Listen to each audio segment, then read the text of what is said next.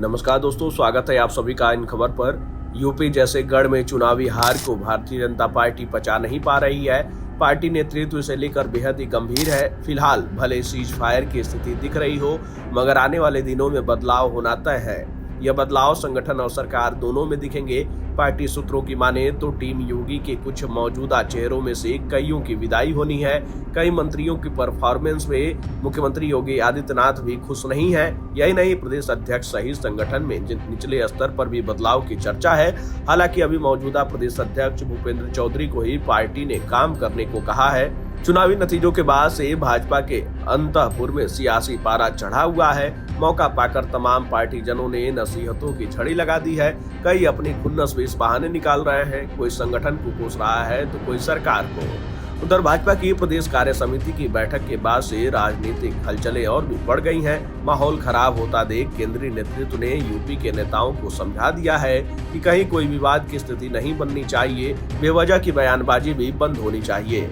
हालांकि भाजपा के सूत्र बताते हैं कि योगी मंत्रिमंडल में फेरबदल होगा। यह बदलाव बड़ा भी हो सकता है। अभी इसका समय मुकर्रर हो रहा है। मुख्यमंत्री की नाराजगी के साथ ही प्रदेश संगठन ने भी कई मंत्रियों को भूमिका को लेकर सवाल उठाए हैं। वे मुख्यमंत्री के अपेक्षा अनुसार काम को गति नहीं दे पा रहे हैं। कई मंत्रियों के क्षेत्र में पार्टी चुनाव हार गई है। चुनाव में भी कुछ मंत्रियों की भूमिका सही नहीं रही, उनकी छुट्टी हो सकती है। वहीं प्रदेश संगठन में भी बदलाव होना है।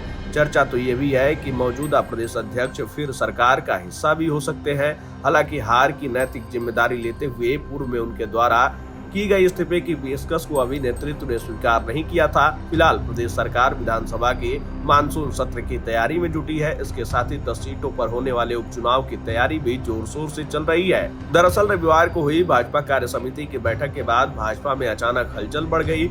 डिप्टी सीएम केशव प्रसाद मौर्य ने सरकार से बड़ा संगठन बोलकर एक साथ कई लोगों को निशाने पर ले लिया था। उनके बयान को भाजपा नेताओं ने अपने अपने तरीके से व्याख्या की।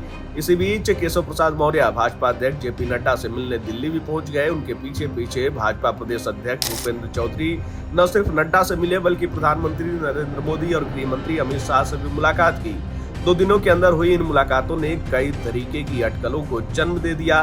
बैठकों में क्या हुआ, किस बात पर चर्चा हुई, इसकी आधिकारिक घोषणा नहीं होने से भी कयासबाजी को बढ़ावा मिल गया।